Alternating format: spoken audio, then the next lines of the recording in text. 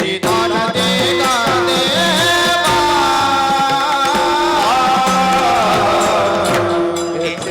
निदान देगा देवा निदान देगा देवा हिची दान देगा देवा हिची दान देगा देवा हिची दान देगा देवा हिची दान देगा देवा तुझा विसारा न भावा तुझा विसारा न भावा गुण गायन आवडी गुण गायन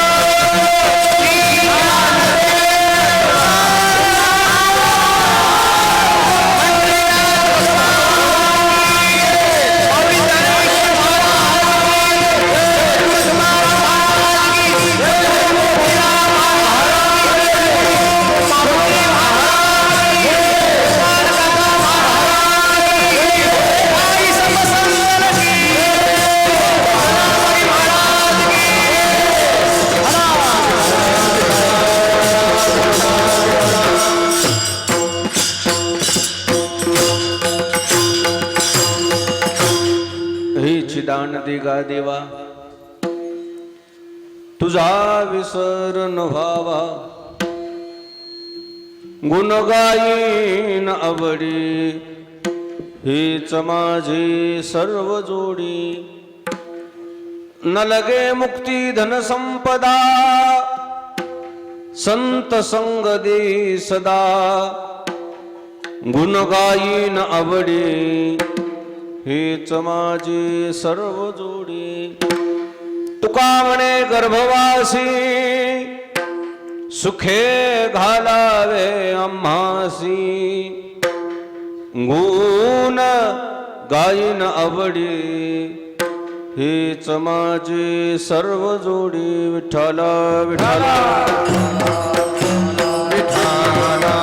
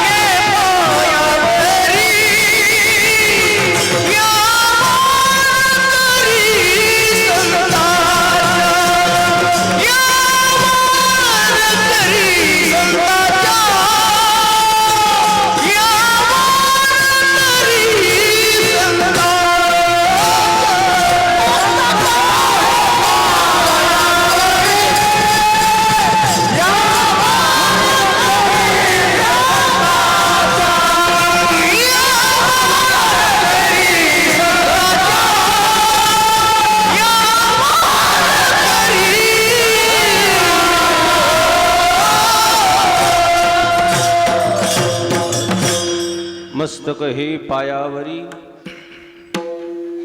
या वारकरी संतांच्या प्रतिवर्षी पंढरपुरा जाते महाद्वारा हरी भेटी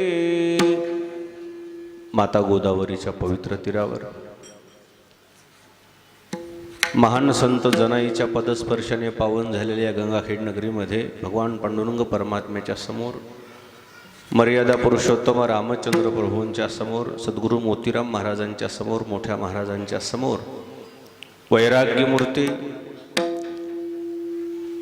वैकुंठवासी हरिभक्तीपरायण आमच्या परंपरेतले ज्येष्ठ कीर्तनकार सोपान काका इसातकर यांच्या पुण्यतिथीचं औचित्य साधून सुरू असलेला हा अखंड हरिनाम सप्ताह कुशल असं नेतृत्व हरिभक्तीपरायण निवृत्तीनाथ महाराज इसातकर नाथ बाबा यांच्या मार्गदर्शनानं आपल्या या गंगोत्री आश्रम या ठिकाणी सुरू आहे। या प्रसंगी उपस्थित सर्व आदरणीय महाराज मंडळी, भजनी मंडळी, गुणीजन मंडळी, श्रोते मंडळी, माता भगिनी, नवयुवक, बालमित्र, आयुष्यभर ज्यांनी या समाजाला प्रेम दिलं, जे स्नेह दिलं, ते हरिभक्तीपरायण काकांचे सर्व अनुयायी, सर्व महाराज मंडळी, आपण सर्व या ठिकाणी उपस्थित झालेला आहात। सद्गुरू मोतीराम महाराजांच्या मोठ्या महाराजांच्या आशीर्वादानं सर्वजण मिळून सेवा करू। विठाला विठाला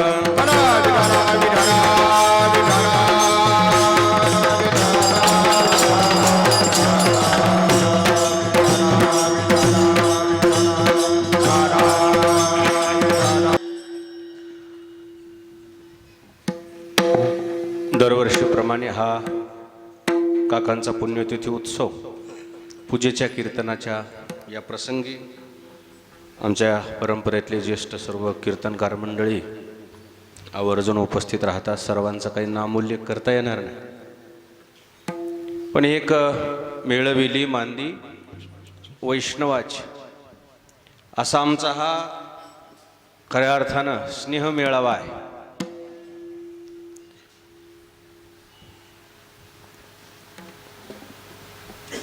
या गंगोत्री आश्रमाची ही जी वाटचाल सुरू आहे यामध्ये सर्वांचेच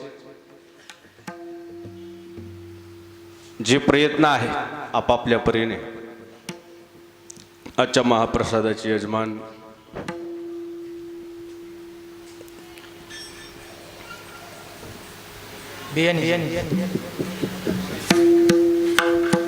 गरजाळे सर,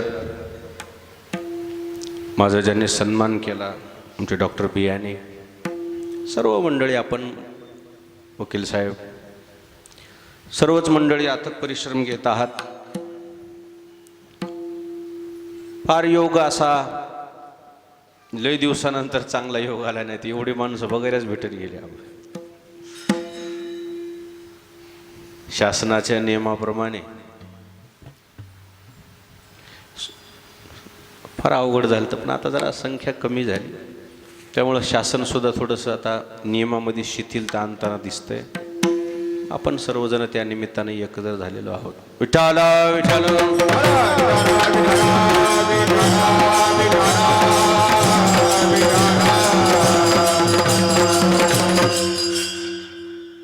आमच्या परंपरेमध्ये मोठ्या महाराजांच्या कीर्तनमालेमध्ये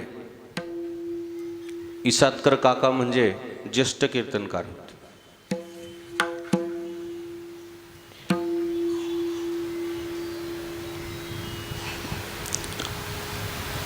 आपल्या परिसरामध्ये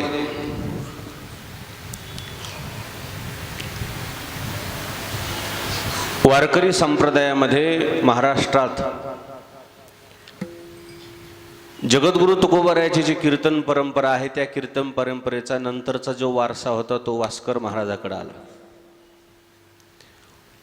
वास्कर महाराज सुद्धा आपल्या परिसरात कुठं आले की मोठे महाराज हजर राहायचे, मोठे महाराज हजर राहिले की काकाही हजर राहायचे. आणि मग आपल्याकडची परंपरा आहे रात्रभर कीर्तन करायची. त्यामध्ये वास्कर महाराजांचं पहिलं कीर्तन करायचं. वास्कर महाराज आराम करायला जायचे.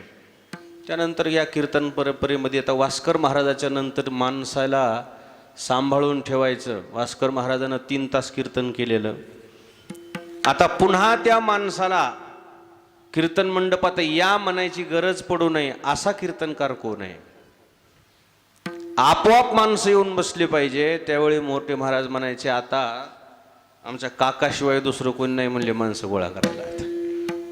जेवढं कीर्तन वास्कर महाराजानं केलं तेवढं 3 तास काकाने कीर्तन करायचं. वास्कर महाराज सुद्धा म्हणायचे, आता माझ्यानंतर आपल्या परंपरेमध्ये काकाशिवाय दुसरं कोणी नाही.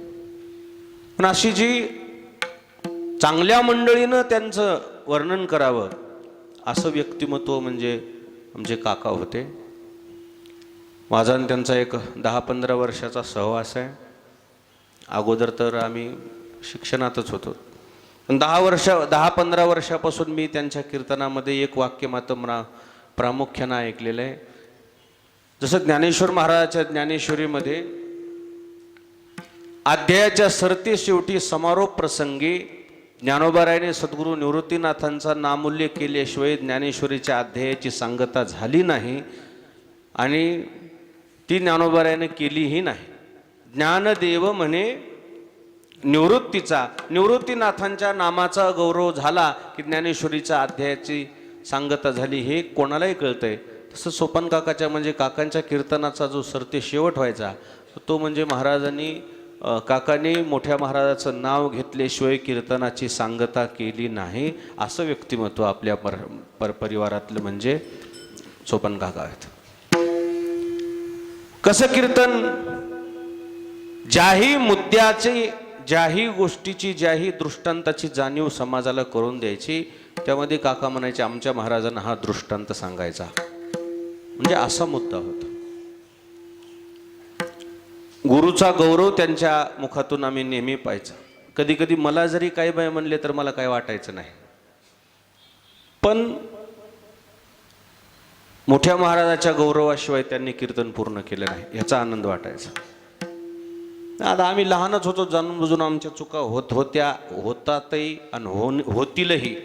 पण जेव्हा आम्हाला काय वाटायचं नाही, आमच्या घरच्या कर्त्या पुरुषासारखं त्यांनी आम्हाला रागवायचं, शिकवायचं. त्याचा कधी आनंद, कधी वाईट, कधी दुःख असं वाटून घेतलंच नाही मनाला. विठाल विठाल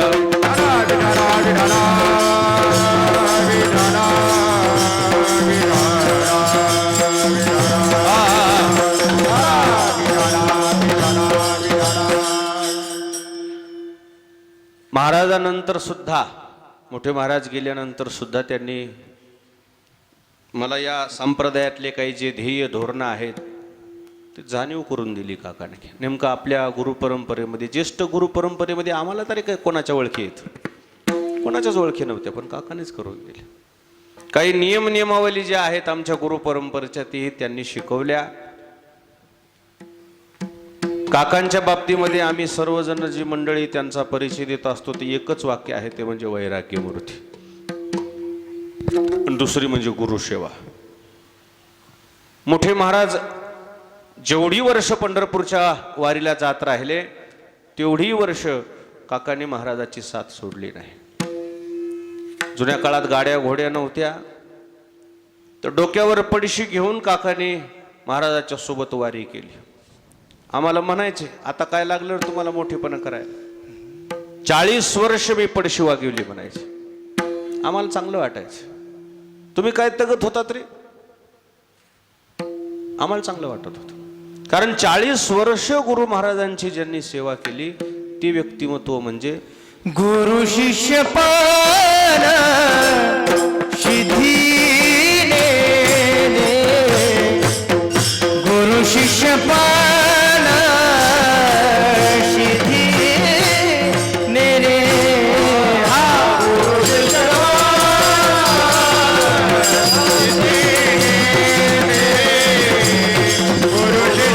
अमर्यादा येणे नाही केली कधी, गुरु शिष्य पण सिद्धी नेले. काकाने जे महाराजांची सेवा केली सातत्यपूर्ण. तुम्हाला काय लागले म्हणायचे आई ते खायला आता? 40 वर्ष मी भाकरी केल्या म्हणजे. तुमच्यासारखे आता काही पंचपक्वान्न होते का आम्हाला खायला? त्यांनी आम्ही वनवास काढलाय म्हणायचे. काबाड कष्ट केले जुन्या काळामध्ये. वारी परंपरा, कीर्तन परंपरा, रात्र रात्र कीर्तन परंपरा, कीर्तनकार कमी असायचे. असं वाटायचं म्हणजे आपण जर कीर्तन लवकर सोडलं तर पुन्हा उजडेपर्यंत महाराजाला कीर्तन करावं लागेल, म्हणून मी 5-5 तास कीर्तन करीत होतो म्हणायचे. एवढे जे कष्ट करून लय सोसले रे म्हणायचे. तुम्हाला काय लागले आता? आम्हाला चांगलं वाटायचं. आम्हाला जेवढं झोड पिलं तेवढं बरं वाटत होतं. का? सोसले त्यांनी. तुम्हाला लय आता तुमचा थाट आहे म्हणायचं. आमचे फार हाल होते. मटकी खाऊ खाऊ दिवस काढले. मटकी जेवायला भेटत नव्हतं. 5च दिवसात पंढरपुरात जायचं पाहिलं. 5 दिवसात इथून पंढरपूरला जायचं म्हणजे का सोपी गोष्ट आहे का? मला सांगा बरं. 50 आणि 60 किलोमीटर दररोज चालायचं. 40 किलोची पडशी डोक्यावर घेऊन. याच्या अगोदर, या 15-20 दिवसाच्या अगोदर जसा पाऊस काळ व्हायचा तसा पाऊस काळ व्हायचा. फार कठीण प्रसंग त्यांनी झेलले. आणि म्हणून केवळ याच गोष्टीतनं नाही तर पाठपाठांतर सुद्धा ज्ञानेश्वरी किंबहुना ज्ञानोबारायाचा गाथा, ज्ञानोबारायाच्या ओव्या संपूर्ण पाठांतर करायला लावायचे महाराज. महाराजाच्या सहवासामध्ये महाराजांनी जी ही माणसं निर्माण केले होते त्यांना त्या परीचं त्यांचं संतुलन पाहायचं आणि महाराजांना तिकडं त्यांना ढकलायचं. जसं आमच्या आता गुट्टी गुरुजी महाराजाच्या लक्षात यायला ह्यांचे ओढ कशाकडे? रामायणाची जिम्मेदारी त्यांच्याकडे. आमचे सुदाम महाराज भोसले खंडाळीकर, त्यांची ओढ कशाकडे आहे? गाथा. जाऊ द्या भोराड्या माळा, जाऊ द्या तिकडे डोंगरावर. पाठांतर. झोलकर नाना आता गाथा पाठ केला भंडाऱ्या डोंगरावर. ही जी पाठांतर करणारी मंडळी, अंगद महाराज, ज्ञानोबा माऊली, अर्भुजवाडीकर, अजून असे त्या काळातले चांगले लोक होते ते. प्रल्हाद महाराज भेंडेवाड्याचे, दत्त महाराज, लक्ष्मण महाराज, मधुबुवा मोहगावकर, असे 14 टाळं महाराजांनी. हे आता नाही का तुम्ही पंगत करता, तुमचे गुरुजी पण होते बरं का त्याच्यात. गुरुजीचं काय नाव? सटवा गुरुजी, ते पण होते. ताडकळसचे सोपान काका, हे गुरुजीचे सहकारी सगळे. तुमच्या परळीचे काय नाव आहे ते सूत्र? उत्तम महाराज, जोडपे साहेब. हे महाराजाचे जसं तुकोबारायाचे 14 टाळकरी होते तसे हे महाराजाचे सगळे 14 टाळकरी ज्यावेळेस पंढरपुरामध्ये देहूमध्ये आळंदीमध्ये उभे राहायचे, दुंडा महाराज देगलूरकर म्हणायचे, मारुती महाराज तुमच्या संघच्या पोरायला पाठांतर फार चांगले वर. एका जणाला एकच दिली होती गोष्ट. एक जणांना नाथ महाराजाचं वाङ्मय, एक जणांना निळोबारायाचं वाङ्मय, एक जणांना तुकोबारायाचं वाङ्मय, एक जणांना संपूर्ण संत परंपरेचं असं वाङ्मय एकाला जिम्मेदारी दिली. मग महाराज त्यावेळेला म्हणायचे हाय का ओवी? मग बसलेली ओवी द्यायची रामायणाची, गाथ्याचं प्रमाण, ज्ञानेश्वरीची ओवी, अमृत अनुभवाची ओवी. मग ही जी सगळी प्रमाणानिशी एखाद्या कीर्तन व्हायचं. आणि मग महाराज त्या माणसाला म्हणायचे आहे का प्रमाण? आहे का?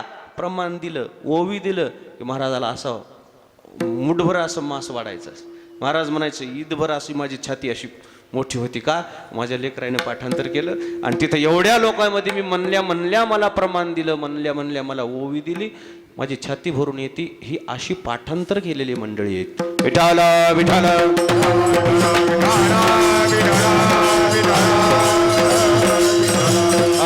महाराज एकटे बैलगाडीत थकले म्हणून बसायचे. हे सगळे मंडळी पायानं चाललेले आहेत.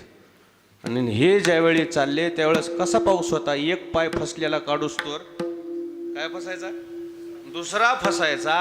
असे दिवस तिथे गेल्यावर रात्रभर कीर्तन करायचे. आणि तिथे गेल्यावर रात्रभर कीर्तन करून पुन्हा दुसऱ्या दिवशी काय ह्याला आराम नाही, दुसऱ्या दिवशी पुन्हा रात्रभर कीर्तन. अशी हे देवोनिया जीव वडिली साधी याला ठेव, याचा धरीन अभिमान, याचा धरीन अभिमान, याचा धरीन अभिमान. जतन करीन आपुले जतन करीन आपुले जतन करीन आपुले जतन करीन आपुले जतन हो याचा धरीन अभिमान करीन आपुले जतन. यांनी परंपरा जतन केल्या. 8 दिवस जांभूळबेट, दुधाटे देऊळगावचं ते वाळवंट, म्हणजे केवळ थंडीतले कार्यक्रम. ढाळेगाव 3-3 दिवस थांबायचे, 8-8 दिवस थांबायचे. नंतर मी बी यांच्या सहवासात थांबल्यावर यांनी मला कधीही कष्ट लागू दिले नाही. इसातकर काका म्हणायचे त्याला झोपू द्या, त्याला झोपू द्या. जेव्हा मला सेवा करायची तेव्हाच उठवायचे आणि सांगायचे की आता हे दृष्टांत सांगायचं राहायला, याच्यावर तुला काय चालायचे तर चल, बाकी सगळं सांगितलेलं आहे. मग एक बाजू काढून द्यायची, त्याच्यावर आपलं तेवढी ती सेवा करायची. लोक म्हणायचे काय कोणानं सांगितलं, तेच अच्युत महाराजांना सांगितलं. मी म्हणलं आम्हाला आधीच कॉप्या केल्या त्या. लोक म्हणायचे हे बी मस्त जुगले हो, कोण जे नाही सांगितलं ते महाराजांना सांगितलं. मी म्हणलं मला आधी सांगितलं तर काकानं हे सांग म्हणून.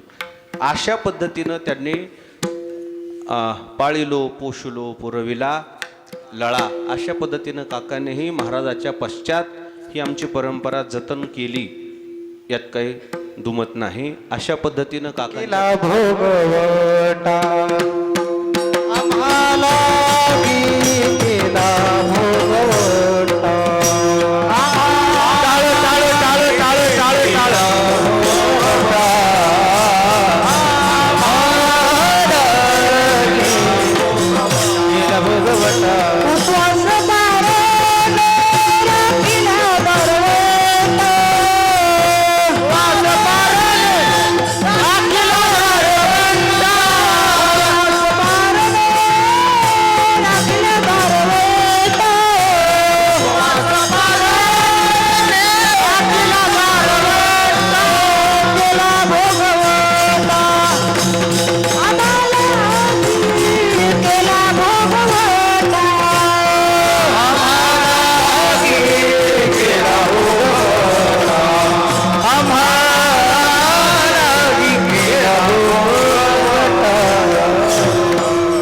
उपवास पारणे राखिला दारवंठा, केला भोगवटा आम्हा लागी. इसाद या गावचं नाव महाराष्ट्रभर, महाराष्ट्राच्या बाहेर इसादकर काकानंच नेऊन पोहोचवलं. नावच पडलं होतं. कोणचे काका? इसादकर काका. म्हणजे गावामध्ये एकच असा कोणीतरी महापुरुष जन्माला येत असतो, त्या गावाबरोबर, त्या कुळाबरोबर, त्या संबंध देशाचं नाव करत असतो. आणि म्हणून काकामुळे इसाद आणि इसादकर मंडळीचंही तसंच त्यांनी आयुष्यभर प्रेम संपादन केलं. या हेतूनं सर्व आपण या ठिकाणी उपस्थित झालेला आहात. इसादकर काकांच्या ज्या आठवणी आहेत, जे कष्ट आहेत, आपण आयुष्यभर जरी सांगितले तरी ते आपल्याच्यानं शक्य होणार नाही. म्हणून या पुण्यतिथीच्या निमित्ताने आपण त्यांच्या या स्मरणार्थ चालू असलेल्या या उत्सवामध्ये पुढची पिढी म्हणजे नाथबाबा यांनीही समाजाचं प्रेम संपादन केलं कमी कालावधीमध्ये. आता 7-8 वर्ष झाले असतील नाही का? किती वर्ष झाले? 7 वर्ष झाले. 7च वर्षामध्ये कमी कालावधीमध्ये या समाजाचं, या सर्व बहुजन मंडळीचं प्रेम संपादन केलं. हीच आपली प्रॉपर्टी आहे, हीच आपली संपत्ती आहे. हे प्रेम संपादन करून पुढं चालणं, ही परंपरा जतन करणं, खऱ्या अर्थानं तो आपल्या पूर्वजांनी केलेला जो ठेवा आहे, जी कष्ट आहेत ते जतन करणं, तीच आपली संपत्ती आहे. म्हणून खऱ्या अर्थानं हे चित्र जे उभं आहे हे त्याचे कष्ट आहेत. विठाल विठाल. म्हणून या प्रसंगी जगद्गुरु तुकोबारायांचा सर्वांच्या पाठांतरातला अभंग आहे. आजच्या अभंगामध्ये जगद्गुरु तुकोबारायांनी भगवंताकडे जे मागणं मागितलं, भगवंताकडे जी प्रार्थना केली, त्या प्रार्थनेचा विषय असा आहे, तुझा विसर न व्हावा देवा, आम्हाला तुमचा विसर होऊ देऊ नका. जीवानं देवाला विसरू नये. जीवाचं वैयक्तिक अस्तित्व नाही, अस्तित्व देवामुळे. आपलं अस्तित्वच नाही या जगामध्ये, चिरकालपर्यंत टिकणारं अस्तित्व कोणाचं आहे? देवाचंच अस्तित्व आहे. उगा आपल्याला तात्पुरतं हे एक या सृष्टीमध्ये राहायचं आहे. म्हणून जे काही करता धरता आहे, जो सृष्टीचा नियंता आहे तो परमात्मा आहे. संसारातही आणि परमार्थातही आपल्याला आधार लागणार आहे, तो आधार म्हणजे देव आहे. विठाला विठाला. आता बघा, प्रत्येक माणसाचं लक्ष कोणीकडे लागले आता? कोणीकडे? पावसाकडे. कारण सोयाबीन काय काय थोडे दुपारी उन्हामध्ये थोडे असे सुकायले. त्यावेळेस आता संपूर्ण लोकांचं लक्ष काय?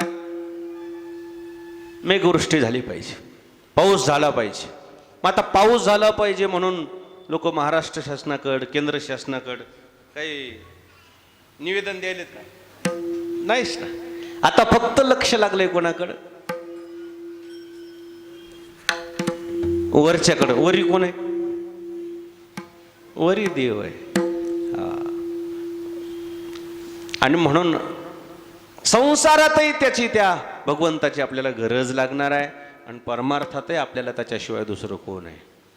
म्हणून जीवानं देवाला विसरू नये, का तर सृष्टीच त्याची आहे ना. गतिर्भता प्रभू साक्षी निवास शरणं सृहत प्रभव प्रलय स्थान निधानम बीजमव्ययम. करता धरता देव आहे, करील तो देव आहे. ज्यावेळेस सगळीकडून माणसं निराधार होतात ना, त्यावेळेस कोणाच्या दाराला जातात? पर्यायच नाही. विठाला विठाला.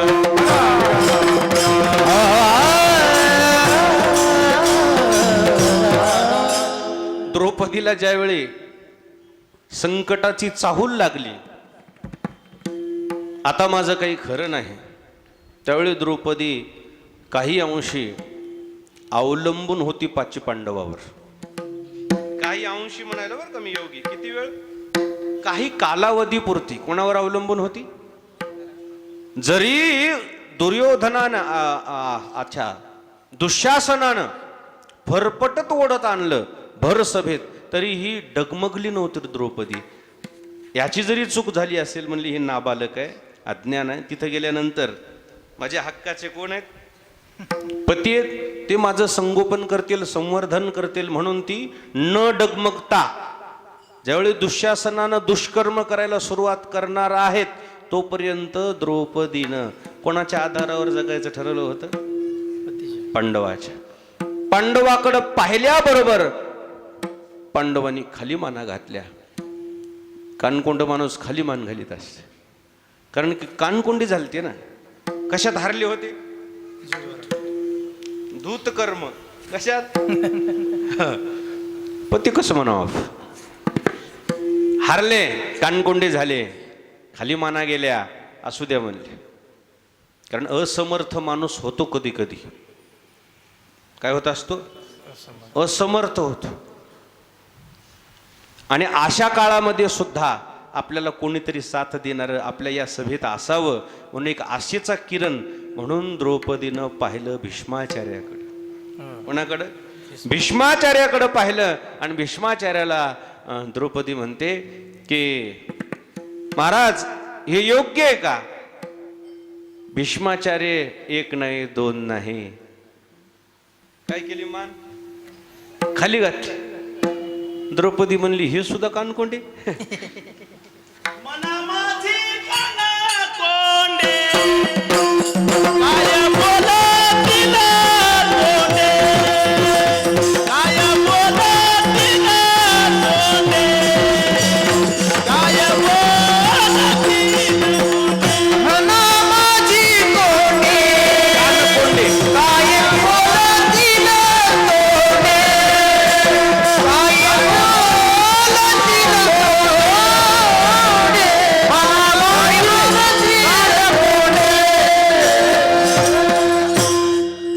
माझी कान कोंडे. काय काय बोलून या तोंडे, काय बोलून या तोंडे, मना माझी कान कोंडे.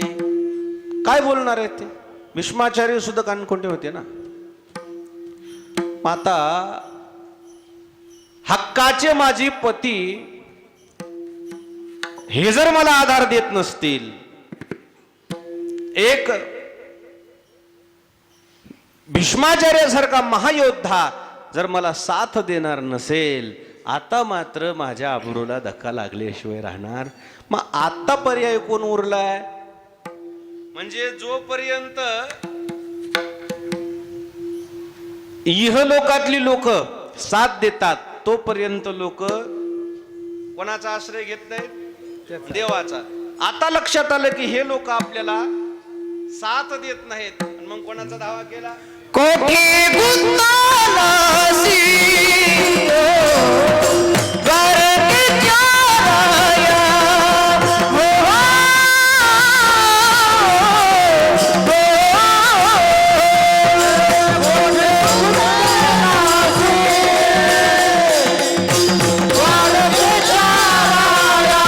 कुठे गुंतलाशी द्वारकेच्या राया, वेळ का सखया लावे याला. आता द्रौपदीच्या लक्षात आलं माझं काही खरं नाही, आता मला देवाशिवाय दुसऱ्या कोणाचा आधार नाही. म्हणजे सरते शेवटी आपण कोणाच्या दाराला येतो? देवा. इथं हातबल झाला म्हणजे संसारात हातबल झाला म्हणजे प्रापंचिक लोकांनी निराधार केला, मग त्याला एकच जागा शिल्लक राहते, कोणची? विना घ्यायला. हा, असं जर म्हणलं असतं ना कधी विना घेणं, रोड टच म्हणला 3 एकर माझ. जेव्हा त्या 7-12 मुलाच्या नावानं फेरफार झाल्या, मग म्हणलं आता आपल्याला सरते शेवटी याच्या दाराला येतो माणूस. निराधार व्हायला पाहिजे. सुहृदी सांडिले कोणी नाही साह्य, अंती वाट पाहे विठो तुझी. आता सगळीकडून निराधार झाल्यावर द्रौपदीच्या लक्षात आलं की आता मला पर्याय नाही. बरं, बोलता बोलता द्रौपदीचे थोडे शब्द एक जास्तीचे गेले. कोठे गुंतलाशी, कोणत्या गावचा? द्वारकेच्या राया म्हणल्याबरोबर देव तिथंच होते. तुझं आहे तुझं पाशी, अरे तू तिथंच असताना भगवंत म्हणले हिनं द्वारकेचा राजा म्हणून हाक मारले ना, मला अगोदर द्वारकेला जावं लागलं. मग द्वारकेला जाऊन पुन्हा येणं आता तिथं काही अवघड आहे, पण आता ते करतो अन्यथा करतो म्हणे. भगवंत एवढ्या लवकर आले, एवढ्या लवकर आले. आल्यावर सुद्धा देवानं क्षणाचाही विलंब न करता द्रौपदीची आबरू सांभाळली. विठाला विठाला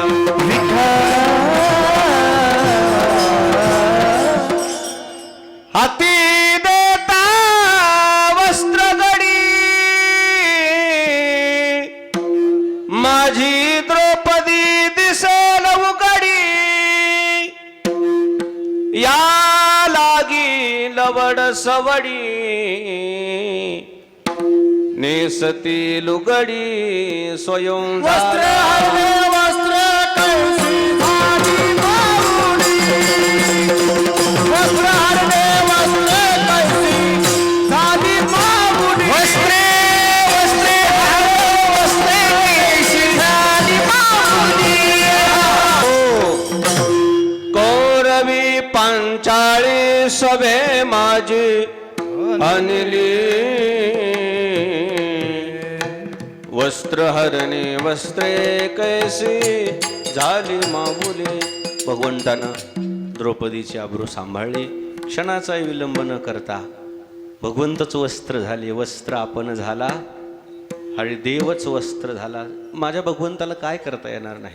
शेवटी द्रौपदीचं संगोपन केलं, परंतु कधी संगोपन केलं? शेवटी तिला असं वाटलं की आता हे जे दिसते ते माझे नाहीत, आता मला एकच आधार आहे तो म्हणजे देवाचा. हा द्रौपदीचा जो ध्यास आहे, ही द्रौपदीची जी हाक आहे ती हाक देवापर्यंत गेली. आपण म्हटलेली मंडळी असा विचार करत असाल की आता देव आहे की नाही, आता आमची हाक तिथपर्यंत जाते की नाही? जाते ना. मग हे पसारा खोटा वाटावं लागते. कोणता? हे मोबाईल नंबर एकदा का डोक्यातून विसरले तरच तिथं फोन लागते. बिना रेंजची फोन आहे तिथं हे टावर चालत नाही.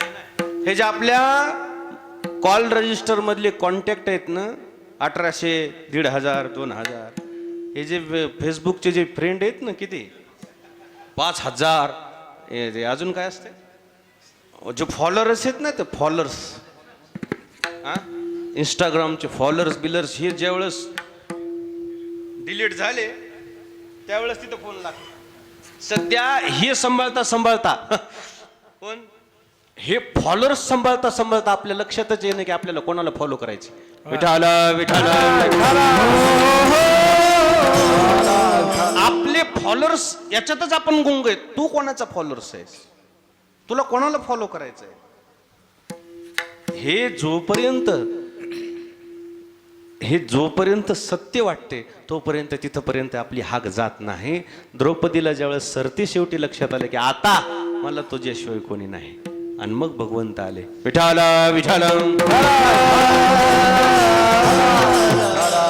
काही अंशी कोरोनात काही लोकांना प्रत्यय त्याचा आला, पण कधी कोरोनात थोरल्या पोराचा, धाकट्याचा, मधव्याचा, 4 नंबरच्या मुलीचा, जावयाचा, हे जे मित्र परिवार सगळ्याचा अनुभव आला. ज्याला कोरोना झाला की नाही त्याला सगळ्याचा अनुभव आला. सगळे त्याला लक्षात आलं की हे आपल्याला किती जीव लावतात. कोरोना का तपासायला चालता, गणगोत तपासायला आलता का काय कोणास ठाऊक. सगळे कळाले महाराज कोण, मित्र कोण, जीवाला जीव देणारा, सगळा खटाटोपच कळाला की कोण आपले आहेत आणि कोण परके आहेत. आणि म्हणून आपल्याला सरते शेवटी देवाशिवाय पर्याय नाही असं ज्या दिवशी वाटेल त्या दिवशी आपल्या परमार्थाचा आरंभ झाला. आणि म्हणून जीवानं देवाला विसरू नये. त्याचं कारण देवाशिवाय आपल्याला प्रपंचाचंही कोणी साथ देणारा नाही आणि परमार्थातही कोणी त्याच्याशिवाय आपल्याला नाही. विठाला विठाला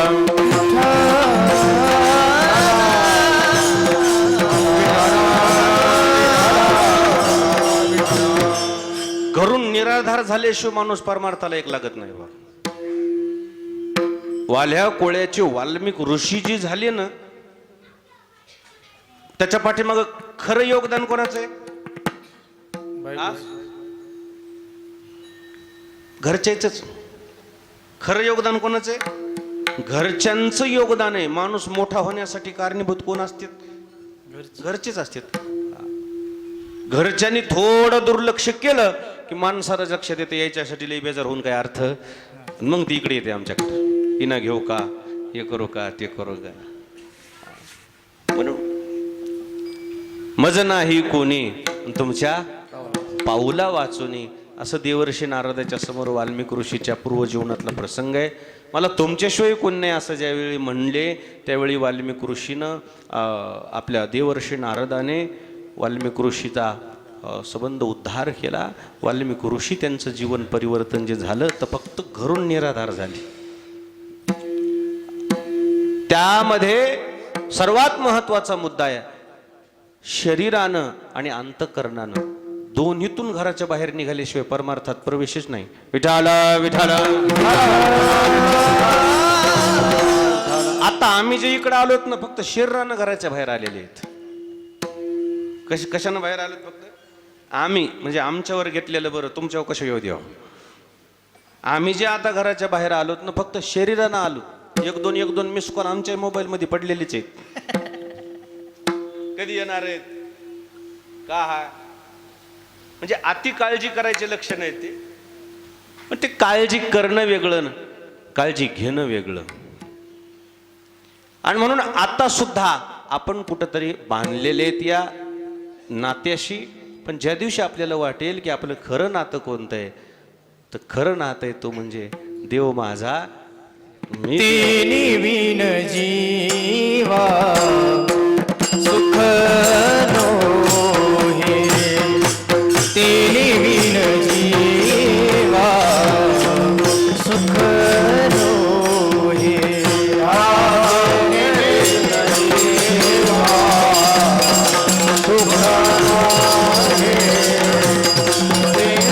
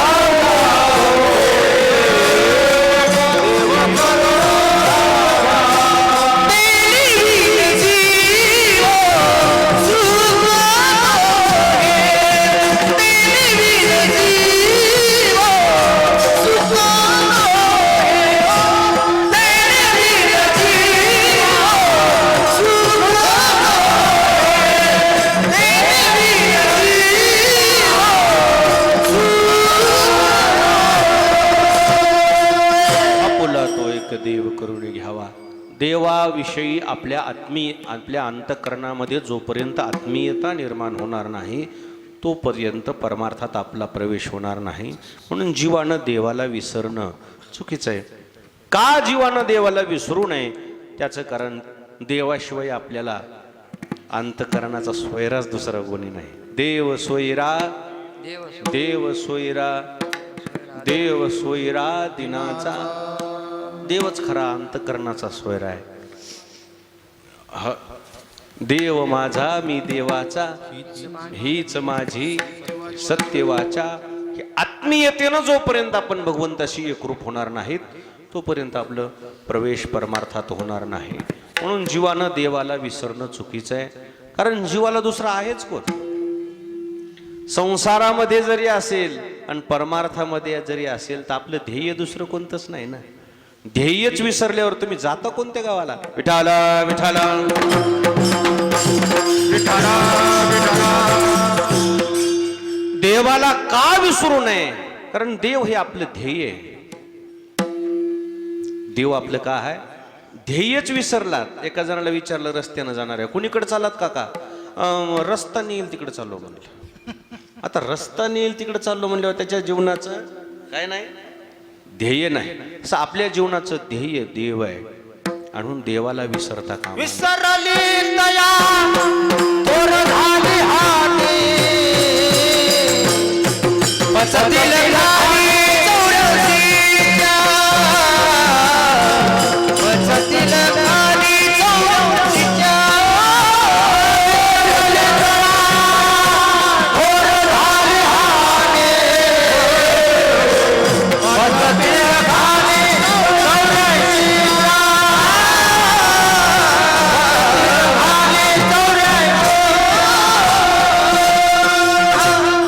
विसरली तया थोर झाली हानी, पचतील खाणी 84च्या. जी लोक देवाला आतापर्यंत विसरलेत, अधोगतीला गेलेत. म्हणून जीवानं देवाला विसरू नये. खऱ्या अर्थानं या अभंगामध्ये आपल्याला देवाची आठवण करून दिली. तुझा विसर न व्हावा. संत संगती देई चरण सेवा, संत संगती देई सेवा. जेणे हात तुझा विसर न पडावा, जेणे हात तुझा विसर न पडावा. हाची भाव माझी आची, हाची भाव माझी आची. पुरते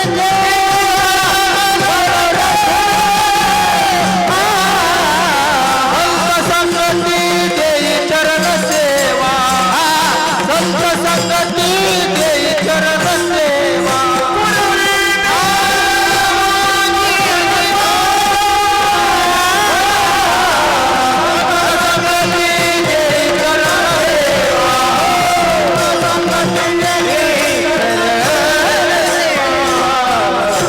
संत संगती देई चरण सेवा, जेणे हा तुझा विसर न पडावा.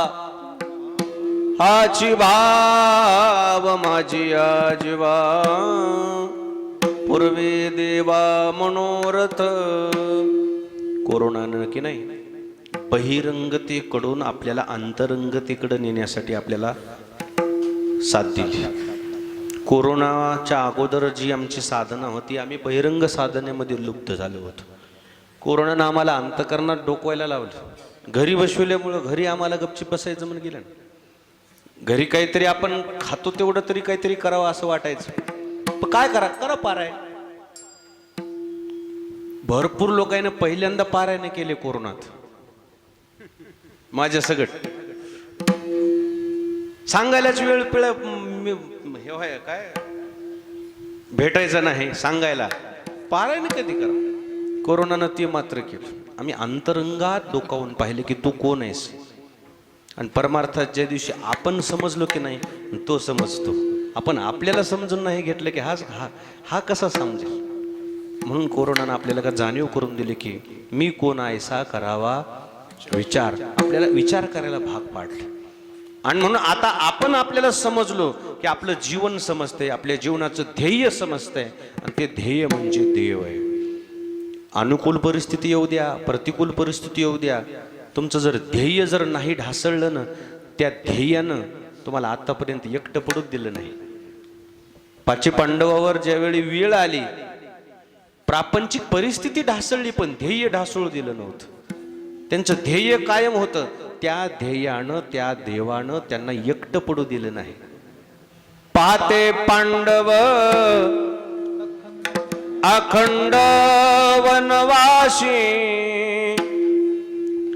परी त्या देवाशी आठवीती. एकटं पडत नाही माणूस. परमार्थ केल्यावर काय होत नाही माणूस. खरं सांगू का, कोरोनामध्ये माणूस एकटे पडल्यामुळेच माणूस मरू लागला. का डॉक्टर साहेब? माणसं कशाला मरू लागली? एकटे. कारण त्याला वावर कशातला आहे लोकांचा, लोकांतातून एकदमच ते अपक्ष फेकले गेले तिकडे एकटंच. 14 दिवस त्याला मोबाईल नाही आणि त्याचा ठाव ठिकाणा प्रशासनाच्या वतीने त्याचा अंतविधी झाला ह्याची खबर नाही. ते म्हणलं आता कडे आपलं काही खरं. घाबरूनच मेले ते एकटेपणामध्ये. फक्त परमार्थात एकटेपणा घातक नाही, पोषक आहे. परमार्थात एकटेपणा काय सुद्धा महाराज? येणे सुखे रुचे एकांताचा वास, नाही गुणदोष अंगाये. 14 दिवस क्वारंटाईन झाले. परमार्थातले जे ओरिजिनल लोक होते ना, ते म्हणले बरं झालं गड्या. का? देवदेव कराय मोकळा झाला. अंतकरणातून त्यांनी भजन केले. काही झालं नाही त्याला. घरला आले ते काय झालं? बहु एकांतावरी प्रीती. एकांतात राहून त्यांनी परमार्थ केला. परमार्थात ज्यांची खरंच रुची आहे का, ते एकटे पडत नाही. हे लक्षात घ्या तुम्ही. ज्या दिवशी माणूस एकटं पडते का, त्या दिवशी माणूस खचते. कधी खचते? एकटं. ज्या दिवशी वाटते का माझा परमात्मा माझा पाठीरा काय, ते खचतच नाही. आणि तो भगवंत त्याला एकटं पडू देत नाही. नाहीतर 5 पांडव पहिल्या दिवशी काय झाले असते? कोळसा झाले असते. कोळसा पहिल्या दिवशी कोणत्या घरामध्ये? ग्रहामध्ये. काय झाला असता त्यांचा? त्यांना माहित होतं आमचा सखा मागे पुढे उभा राहे, सांभाळीत, आम्हाला एकटं पडू देणार नाही. कोणाच्या रूपाने येईन, मदत करीन, काही सांगता येत नाही. कोणाच्या रूपाने येईल आणि सहकार्य करील, काय सांगता येत नाही. देव स्वतः येत नसतो बरं का मदत करायला. पाठवतो. समजलं पाहिजे फक्त. विठाला विठाला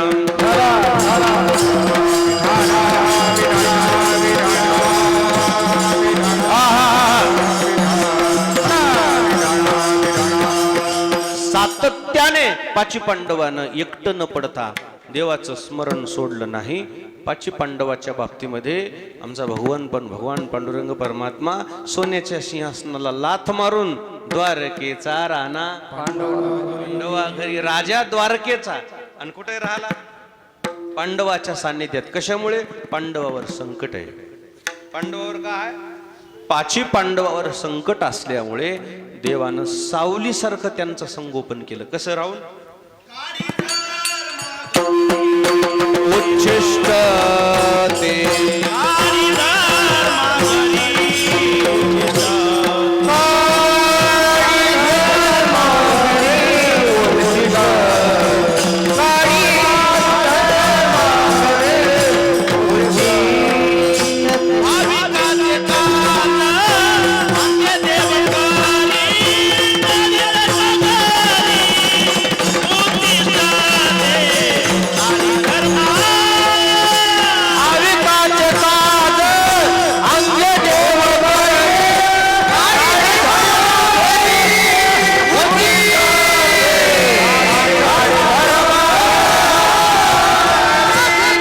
काडी धर्मा घरी उच्छिष्टते. अर्जुनाचे घोडी धुतली आणते, संकटे बहुत निवारिली. भगवंतानं संकट एवढे जे निवारण केले अर्जुनाचे, का? स्मरण फक्त. देखा नवलतया प्रभूचे अद्भुत प्रेम भक्ताचे, जे सारथ्य पण पार्थाचे करतू असे. किती कौतुकानं देवाला सांभाळलं. सारथी होतो म्हणले मी गाडी चालवतो, अर्जुना तुम्ही मागं थांबा. अर्जुन म्हणले देवा तुम्ही गाडी चालवणं बरं दिसत नाही. इथं बरं दिसायचं पडलं नाही म्हणले, वाचवायचं पडले होतं. बायको पाठीशी घात. पायको पाठीसी घातला, आपण पुढाराहिला,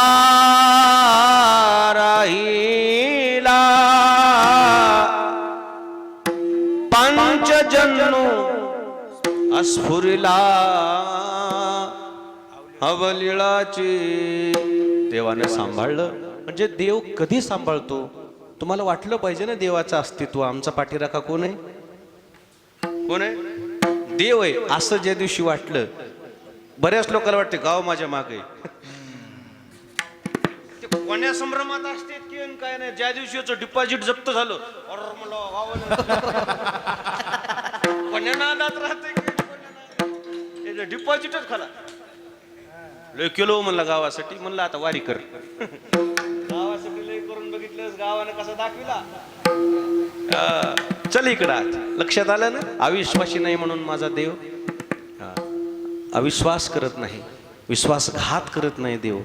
येथे नाही झाली कोणाची निराशा, आल्या याच कास कृपेविसी. माझ्या परमात्म्याच्या दारामध्ये कोणाला निराश करत नाही, नाराज करत नाही. दुःखी पाहिलं, भक्त दुःखी पाहणं माझ्या देवाला आवडतच नाही. हा स्वतःच्या दुःखानं दुःखी होत नाही, भक्ताच्या दुःखानं दुःखी होणारा माझा देव आहे. म्हणून तुझा विसर न व्हावा. जीवानं देवाला विसरू नये. देवाचं अस्तित्व मान्य करावं. अनुकूल परिस्थिती येऊ, प्रतिकूल परिस्थिती येऊ, त्या देवाला विसरू नये. तो परमात्मा निश्चित आपल्याला एकटं पडू देत नाही. विठोबा रखुमाई.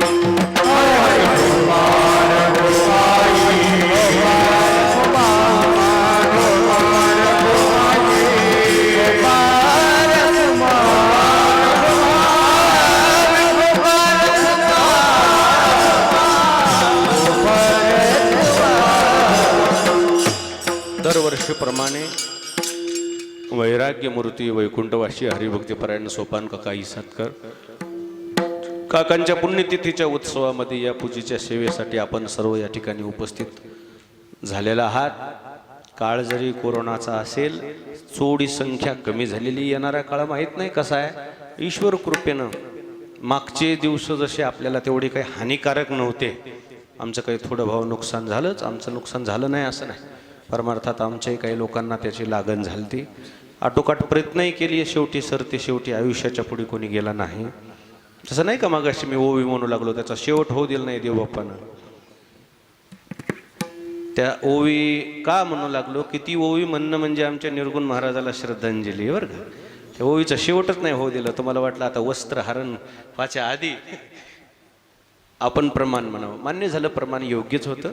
ती ओवी म्हणले की मला निर्गुण महाराजची आठवण येतेच. असे जे माणसं आमच्यातले काही काही, एक उदाहरण सांगितलं, तसे भरपूर लोक आहेत. मला नाही यादी देता येणार तुम्हाला, पण भरपूर म्हणलं तरी तेवढं काय आमचं अति असं वाटू लागलं ना. महामारी म्हणजे आता काय खरं. कधी कधी मी विचार करायचो महामारी म्हणजे कशी असेल. मी छतावर उगाच एके दिवशी विचार करता करता माझ्या लक्षातच येईना की मी पायऱ्यानं खाली उतरायलो का दुसरीकडूनच खाली उतरायलो. ते पलीकडे छतावरला आलडलं आणि मग लक्षात आलं नाही नाही पायऱ्या इकडे नाहीत. म्हणजे विचार करता करता माणूस असं जात आहे पुढंच. महामारी कशी असेल, कोण कोण याच्यामध्ये बळी पडेल. तेवढं काय आम्हाला जसं पाहिजे तसं झालंय नुकसान आमचं, पण तेवढं नाही. ज्याला महामारी म्हणतात ना, हे एक मुर्दा जाळला की लगेच दुसरा, दुसरा झाला की लगेच तिसरा, असं नाही. जवळजवळ आमच्या जिल्ह्यामध्ये एक 2 वर्षाच्या काळात म्हणजे 24 महिन्याच्या काळात एक 1400 माणसं गेले. किती मिनिमम जर त्याचं आपण ॲव्हरेज पाहिलं तर 850 गावामध्ये 1400 लोक जाणं म्हणजे एका गावात किती 4-5 2-3. तुमच्या गावासारखे जरा गाव मोठे तर तिथं 4-5 समजा 10,000 लोकसंख्येचं गाव आहेच ना तुमचं. मिनिमम असं ॲव्हरेज काय डॉक्टर साहेब 1.5 ते 2, 4, 3. साहजिक हे जे कोरोना म्हणजे एक ही डेथ प्रमाण आणि एक नॅचरल डेथचं प्रमाण. नॅचरल डेथचं प्रमाण ते 2-3 माणसाला वर्षाला अखेर एकदा 2-3 बाऱ्या सुतक पडतंय कोणाला बी का नाही पडत? किती बाऱ्या पडलं तुम्हाला या 2 वर्षात? 2-4 वेळेस सुतक पडलं. आता धारासूर हे मोठाले गाव आहे, जरा जास्त एरवी जास्तच असते की तुम्हाला संख्या मोठी आहे ना याची. नॅचरल डेथ बी प्रमाण तुमच्याकडे जास्त आहे. मिनिमम ॲव्हरेज जर पाहिलं, जी महामारी महाभयंकर जे असं जे चित्र होतं आमच्या डोक्यात, ते चित्र मला तरी वाटते साधू संतांच्या कृपेनं आपल्याकडे टळलं. काय होते? टळले. येणारा काळ माहीत नाही, पण ईश्वर कृपेनं तोही काळ चांगला असावा. आपल्याकडे नुकसान तेवढं होऊ नये यासाठी प्रत्येकाने खबरदारी घ्यावी. जे काही शासनाचे निर्देश आहेत आपल्या आरोग्यासाठी आहेत ते पाळले पाहिजे. बंधन जेवढं केलं तेवढं मुक्त व्हावं वाटते, असा एक नियम आहे. जेवढं बंधन केलं तेवढं काय व्हावं असं वाटते? मुक्त व्हावं वाटते. पण हे बंधन नाही, हे बंधन नाही, हे तुम्हाला संरक्षक गोष्ट आहे. म्हणून जेवढं होईल तेवढं सांभाळा. पुन्हा एकदा आमच्या नाथबाबाच्या या नियोजनाखाली सुरू असलेला हा उत्सव, हा पुण्यतिथी महोत्सव, स्वतःही मला वाटतं यावेळेस 200-300 ओव्या दररोज पारायण बी केलंय. किती दिवस केलंय?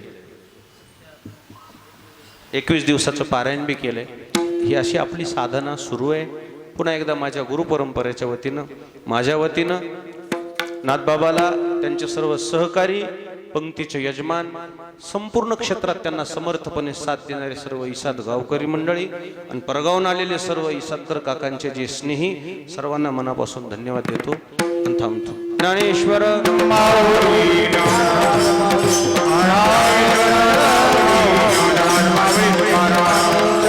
विठ्ठल जय जय